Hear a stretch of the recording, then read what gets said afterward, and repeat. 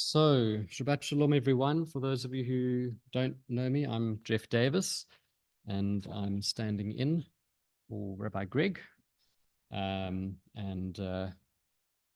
we celebrate with Rabbi Greg and upcoming Rabbi Andi, as she is about to have her smicha, that's coming up soon in the US. So we think of them. This week is Parashat Shemot. And so I'll just give you a brief summary of that before I continue with a bit of a Dvar. So a new Pharaoh of Egypt enslaves the Israelites and then demands that all Israelite baby boys be killed at birth. Baby Moses' mother sets him afloat in a basket on the Nile. He is found by the daughter of Pharaoh, who adopts him and hires his mother as a wet nurse. Thus, Moses emerges as a man living in two worlds, the worlds of the Israelite slaves in which he was born, and the world of Egyptian royalty in which he was raised. As an adult, Moses kills an Egyptian taskmaster who was beating an Israelite slave, flees to Midian, and marries Zipporah, the daughter of the Midianite priest Jethro. While tending his new father-in-law's flocks, Moses is called by God from the burning bush. God instructs Moses to return to Egypt to free the Israelites from slavery. Moses is worried that he is not suitable for the task owing to his speech impediment and fear of public speaking. God reassures Moses that he will be with him. God tells Moses that Aaron will relay his messages to the people and that he will be supported by his brother Aaron. After Moses returned to Egypt, he and Aaron pay their first visit to Pharaoh. But Pharaoh dismisses Moses and his God, and it increases the workload of the slaves. American Rabbi Tiferet Berenbaum writes, when Moses encounters God in the burning bush and receives the directive to free the Israelites from Egypt, he questions God. When I come to the Israelites and say to them, the God of your fathers has sent me to you, and they ask me, what is his name? What shall I say to them? And God said to Moses, Eyeh asher eyeh. God's response is usually translated as I am what I am, or more accurately, I will be what I will be. The medieval Spanish philosopher Ramban observed that this exchange does not make sense on a surface level.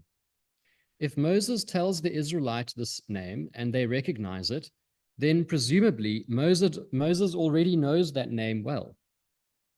And if it is an unfamiliar name to Moses, then it will also be an unfamiliar name to the Israelites, who would be unable to take any comfort in it. Ramban explains that Moses is not simply asking to know God's personal name, but which of God's spiritual attributes is sending him. Is it God's attribute of chesed, of loving kindness, which was present for Abraham? Is it God's attribute of Givorah, of strength and might, that was present for Isaac? Moses understood that God had many names and attributes through which God interfaces with humanity. Moses' question expressed his desire to know which energy, which manifestation of God he was encountering. God responds to this by saying, I will be what I will be, meaning I will appear to them in the way that I will appear to them. This is to say that there is no one singular way that God will encounter the Israelites. Each would experience different aspects of God: loving kindness, salvation, might, endurance, whatever is needed to bring them to freedom. This affirms what we have seen elsewhere in the Torah, the various personal ways in which God has interacted with biblical figures. Yet it is all the same unified one that we affirm with the words of the Shema prayer when we declare Adonai Eloheinu Adonai Echad. The Lord is our God, the Lord is one.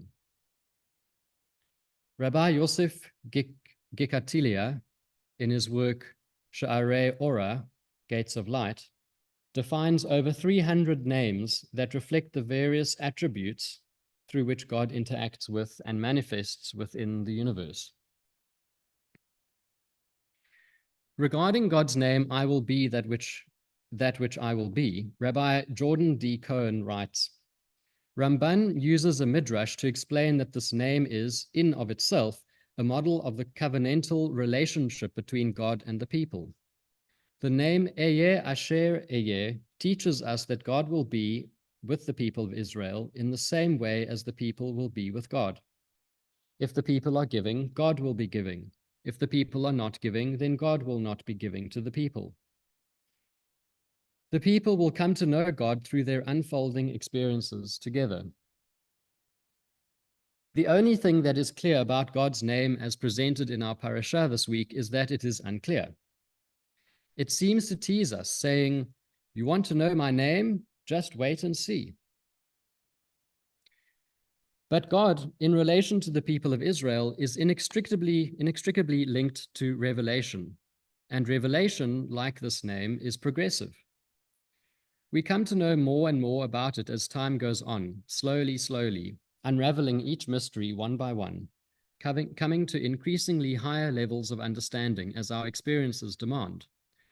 God may simply be, but God is conceived of by each generation in a different way, and in a different way by each person in that generation.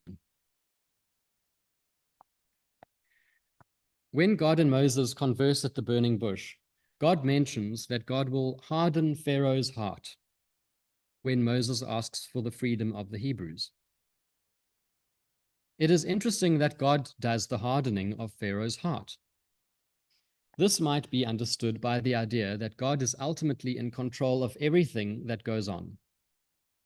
Most people would disagree with this, stating there is plenty that goes on which is beyond God's control. Alternatively, there may be another reason that God hardens Pharaoh's heart. It could be that God wanted to create the circumstances necessitating a demonstration of his omnipotence, so the children of Israel would see God's might and grow closer to him. The covenant between God and the children of Israel demands that a close relationship be maintained between the two parties. A display of God's might resulting in the eventual freedom of the Israelites not only strengthens this relationship between the two parties, but it sets in motion the formation of a common identity of this emancipated people. The tsuris of Pharaoh's refusals, the ensuing plagues, the eventual release and fleeing from Egypt, the wandering in the desert, these are all hardships that galvanized this people to form a common identity, the Jewish identity.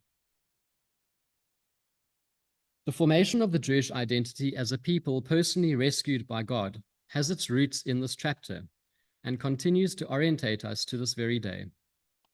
I believe it is also one of the root causes of anti-Semitism. For here, a people of one Abrahamic faith have established such a close and privileged relationship between them and God, a covenant. This surely can only evoke feelings of jealousy in people of later sister Abrahamic faiths. God tells us elsewhere that we are to be a people set apart from other peoples.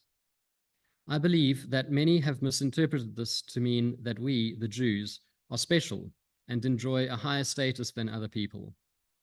Instead, this may simply mean that we are a people with our own destiny that is different from the destinies of other peoples.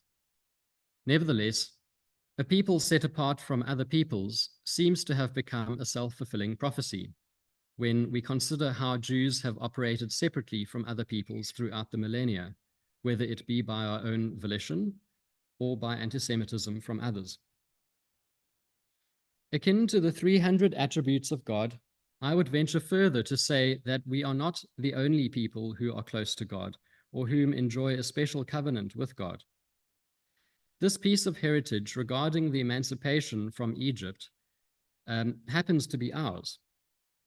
Just like the uniqueness of the hundreds of attributes of God and the reminder of the unique way in which God presents himself to the children of Israel, so too may other nations make up a kaleidoscope of holy faiths all enjoying a covenantal relationship between their followers and God in their own unique ways. Ken Yehi Ratzon.